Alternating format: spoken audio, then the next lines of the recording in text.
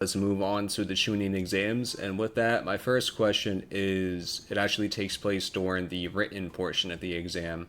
And if you need a refresher on any of them, let me know. But I'm sure you probably had one at least that stood out to you. Out of all the methods that were used to cheat on the first exam, what was your favorite and why? Bro, the fact that hold on, before we get into the cheating part, the fact that this motherfucker didn't write a single thing on his paper like was crazy. Cause that would have been me, bro. I wouldn't even wrote my fucking name on there yet until like I got the first answer done. You know? It's like the But SATs, bro. You gotta write the first answer to start getting points. bro, I had a 1-to-1 ratio nostalgia moment that I felt stuck in going back to 8th grade, just sitting there in front of a test. I was like, I am fucking Naruto, bro. Because at the same time, I wasn't dumb. I just didn't give a fuck because I didn't take the time to learn it. Neither was he. So, but dude, what was my favorite way of they were cheating? There were some really deceptive ways that people were cheating. What were like some of the ways? Hino used her mind transfer. Sasuke charting. Kankuro put one of his puppets as an exam problem. Was able to pass answers on Mari. Yeah, I think Mari that used his third eye. 1010 used an entire contraption of mirrors that she. dude, that was stupid. That was stupid. That one I was looking at her like, bro, you're acting like no one's gonna look up and be like, what's the answer? And be like, oh, is that a fucking mirror? The explanation is that literally every single proctor and Ibiki was like looking at someone at the same time. Right. So I don't even think that I have a specific favorite. I think that I liked watching everybody go about it their own way, but some people watch it or like coming across to knowing that, all right, you're cheating, you're all right, hold on, how are we going about this real quick without anybody else like, but the fact that they were being watched and like the fucking prompt was genius. Like, yeah, cheat without getting caught. Genius. Like, they weren't even taking a hint to cheat, and they were looking at it and being like, why would they make it so hard, yada, and then some people were getting some things, and then when it started cheating, I just liked seeing how it unfolded per character, rather than just picking one that was like, oh, that's cool, you know? Hell So yeah. my personal favorite cheating method, this is actually gonna be a hot take, was Hinata's. She got every answer on the test, at least written. There's no confirmation she was right. She wrote something on every question. Her design method of cheating was to let Naruto cheat off her. And Yeah, I thought that was so humble. That was like a beautiful representation of other ways to cheat. Also, I love these two. Their weird relationship that they have. Like, she is a little puppy that just runs after his ass, bro. And then he's like this after Sakura. And then Sakura's like this after Sasuke. It's fucked up, bro. So it's Naruto and Hinata because the first song I ever memorized was Every Time We Touch Cascada because Maruhina fucking YouTube videos. I'm not gonna lie, there was one song that popped up in my head in one of their scenes. That's great. Or the song when it's just like and Far Away by Nickelback was the other one that was always on their videos, them together, and it was always Every Time We Touch or Far Away, and like my two songs. Far Away is still my favorite Nickelback. Oh, Nickelback's good. Damn. To add to that, my favorite part of it, not the cheating part of it, but in terms of the written test, is Naruto not answering anything at all. And then my second favorite part of it is on the flip side of that, Sakura getting every question correct.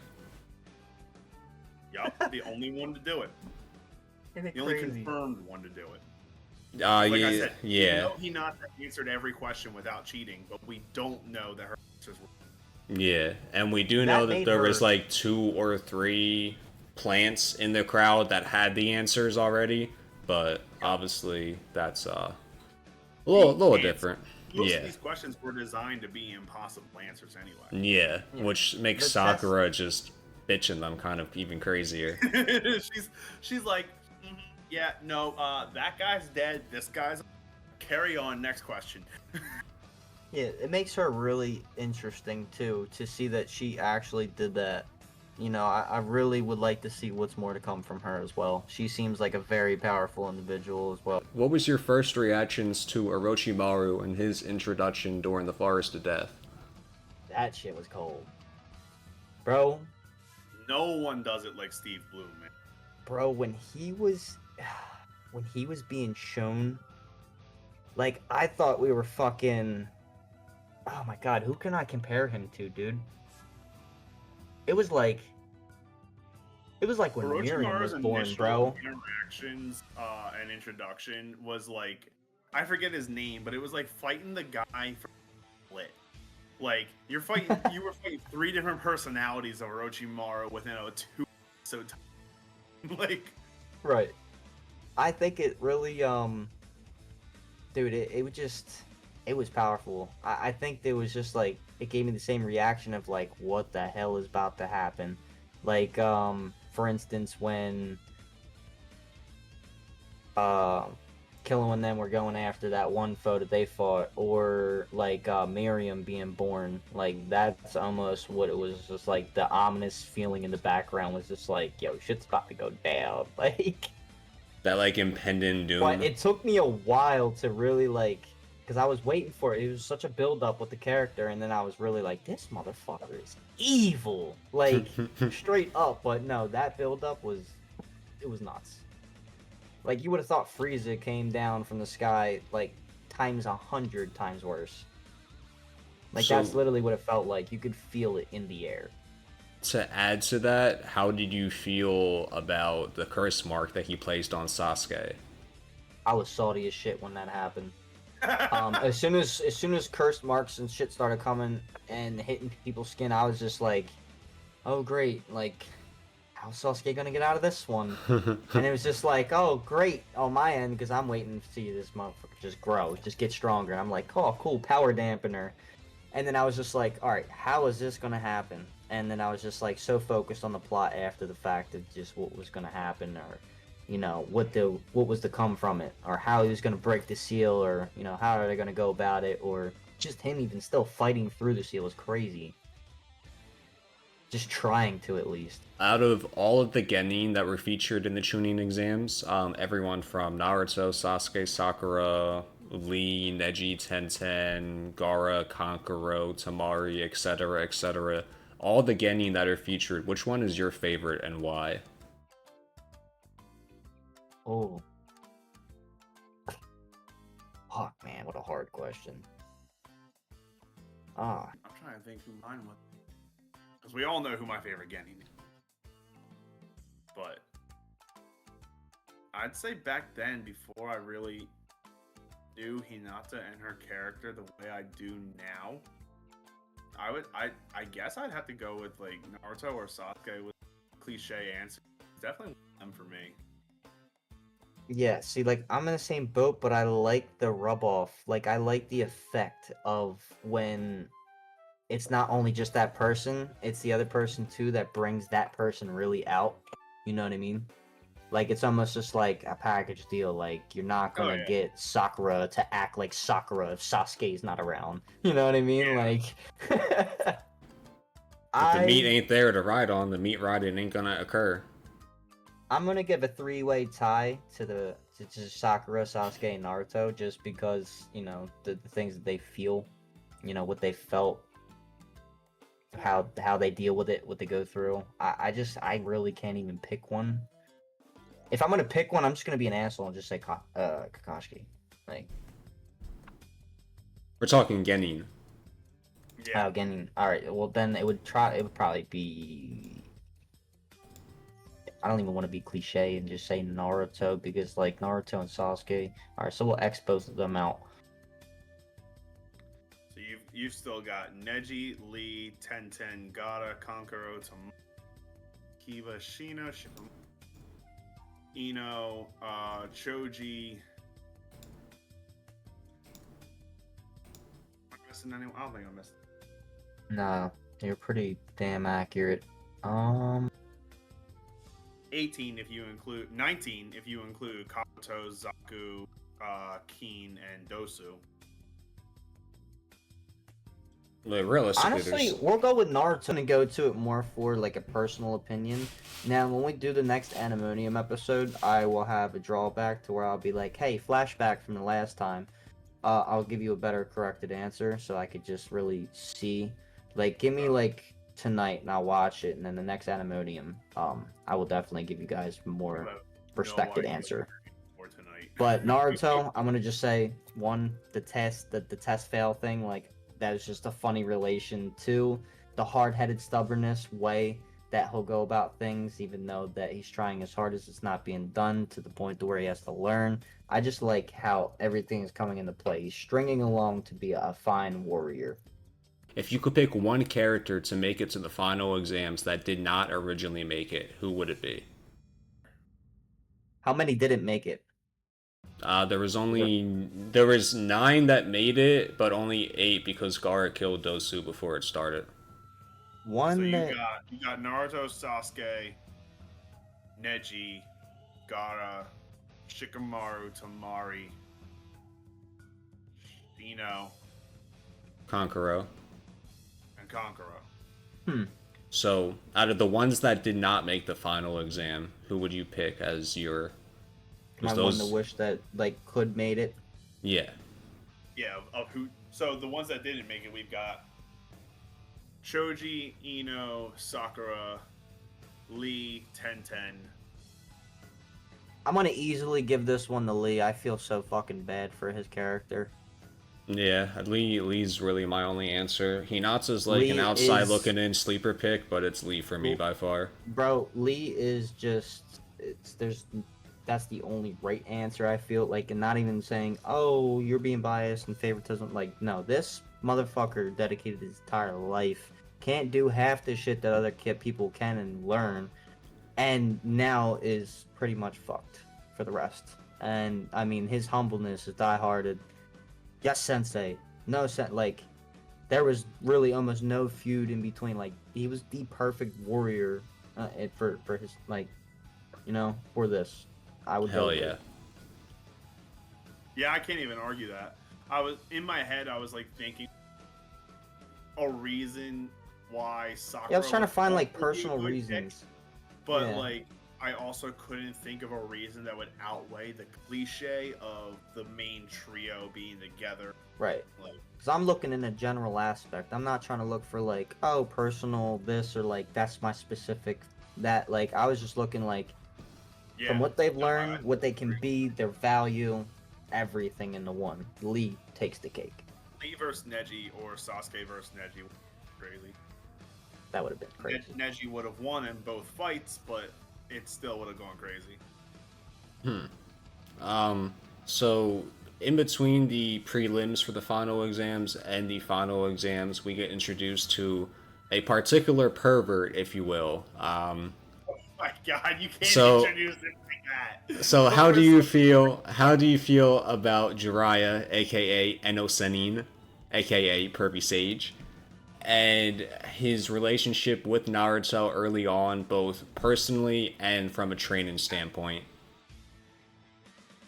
So I personally like how. All right. Well, first and foremost, clear the air.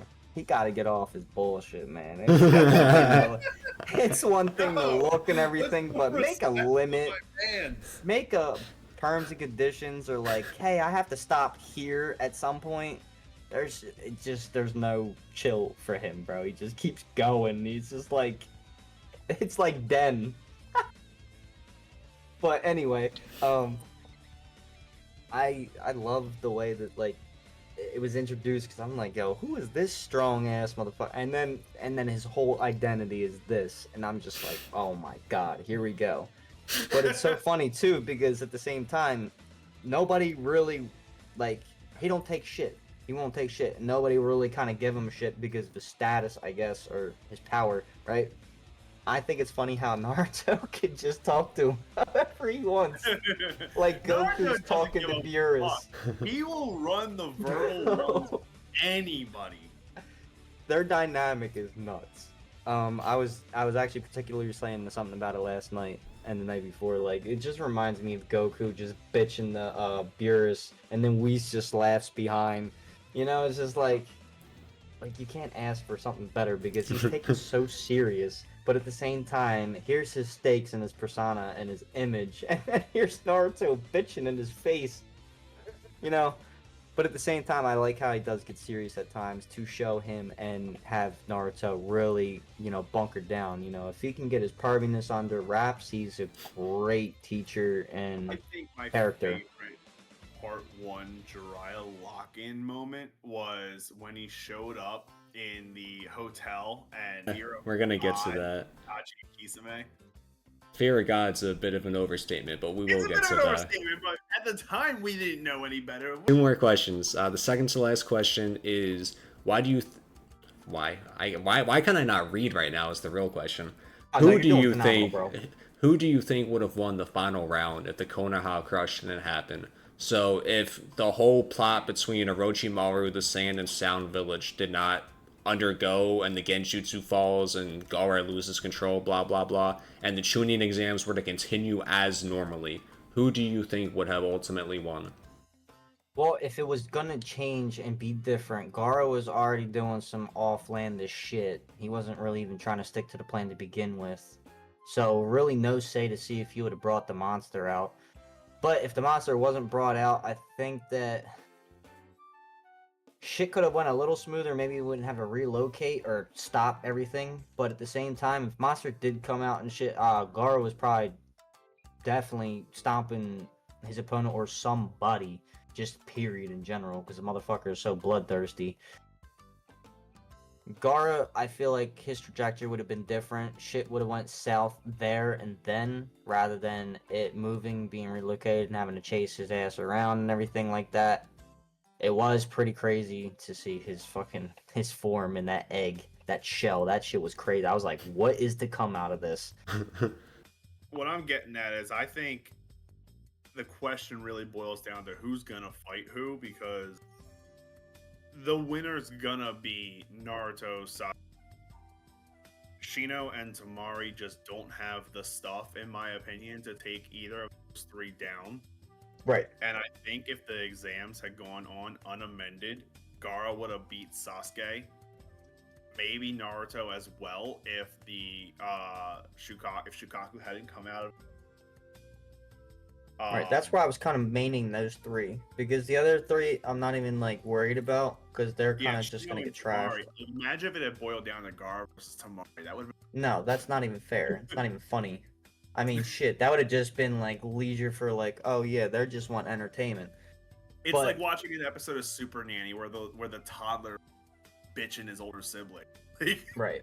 So this is kind of why I was focusing Sasuke, Gaara, and Naruto, because they were kind of the only thing that was really going to come out of this fight. But I kind of do agree with Tom. I'm just trying to give it the base of if it happened this way or that way. If Gaara doesn't lose his shit, maybe there could have been an interrupted team up that fucked Gaara up before that state. But if Gaara actually initially goes through, if it doesn't change location, then it's most likely going to be looking like that, because Naruto's not leaving Sasuke, vice versa, and Sakura's same ordeal. So wherever they were going to go, if Gaara needed to follow one, he was getting all 3 of them.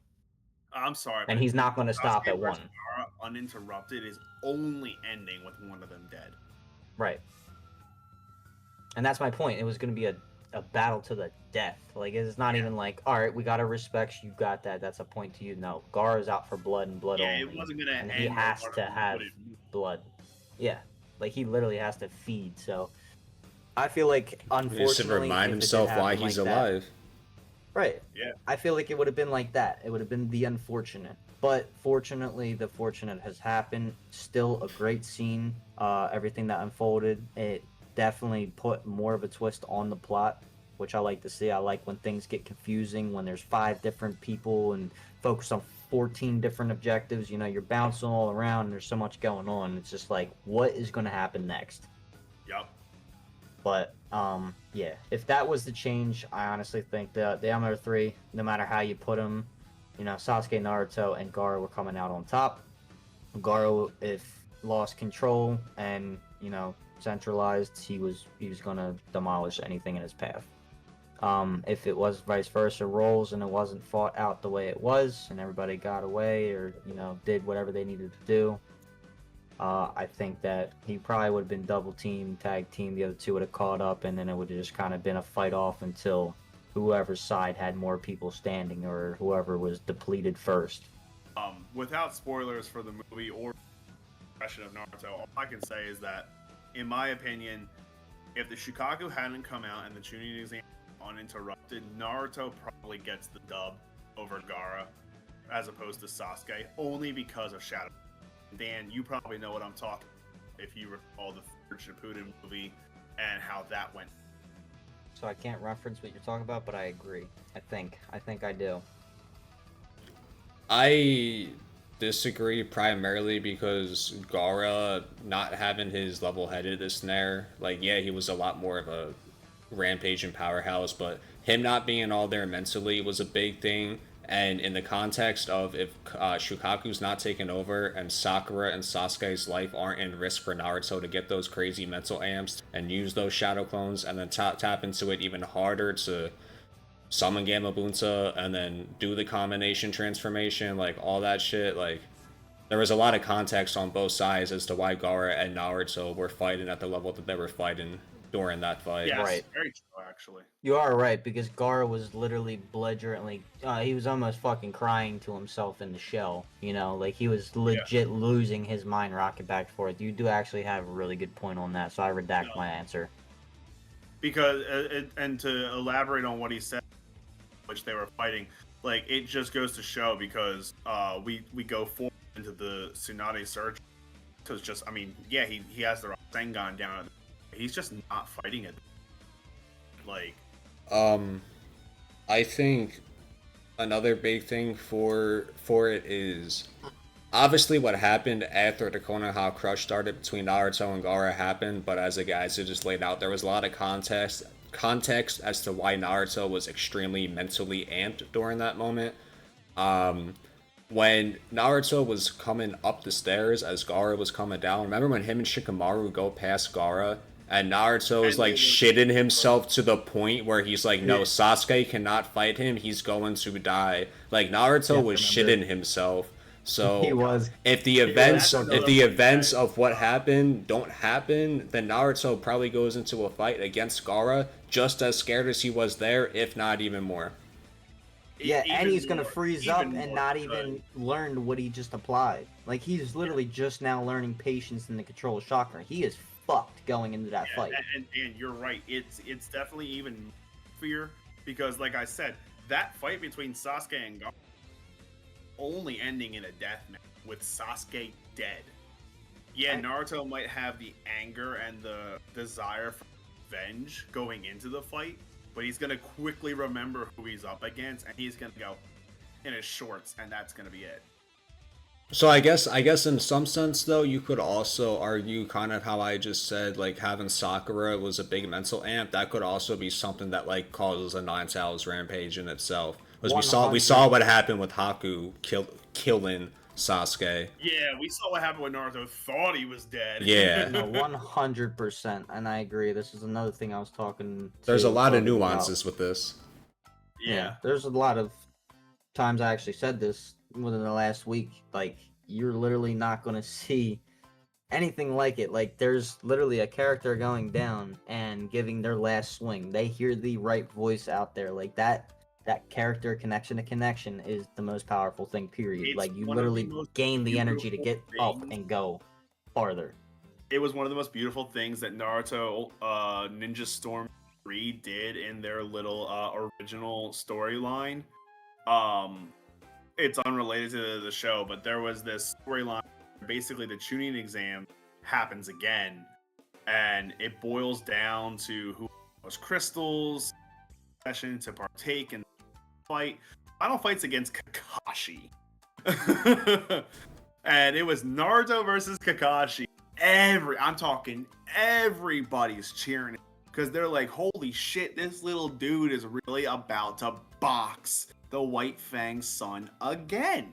He's been thrown around for the past 30 minutes. Why is he getting up? Yeah. Also, shout out to Gamabunta for proposing the combined transformation. If he hadn't had that, there's no shot that he and are beating the One Tail. Right. I don't have an opinion either way towards that. I can honestly make some pretty good arguments for Gamma. On to the last question of the Chunin exams. From a scale of 1 to 10, what would you rate this arc and why? I'm gonna give this one a 10 because it goes a little more harder with intensity. And I'm not gonna just say, oh, 10 every single one. This is hard hitting at a very, very rapid pace, and it's very early still. Like I said, first arc was 10 out of 10 because of the introduction, just the way that we walked into this new world. And then 2, I like how intense everything was. There was so much on the line and at stake, and one thing goes wrong, there was a whole grand fall to it. It's almost like there is as much good as there is to the bad guys. It's just you lose 1 or 2 good people, the other side's winning. But I really like to see the animosity. Like, if Shikamaru hadn't gone with them to be able to divert the Sound Ninja that were coming after that, like, it would have been raps. Right. I mean, this is like half the time when Sakura's around, and she's just motivating either Sasuke or Naruto to push fucking harder. I mean, she's literally there to... She's like an amplified aura. If I need aura, I'm just gonna go look in that direction real quick, Let me just power up. Direction. Like, fuck. But yeah, no, it's crazy. She's like... See how powerful a dormant... She's not dormant all the time, but like her just being dormant in such times or those times is more powerful than anything that they could have even thought to conjure up powerful, because it comes from them, but they don't even realize that what is coming from them internally. Just because of all of that and what they feel towards that character. It's awesome. Like I said, that's just like watching. It's like watching your boy come back to life. You know what I mean? And all you did was scream at him to get up. Like, wake up! I don't know. Like, it's just like, oh, all right.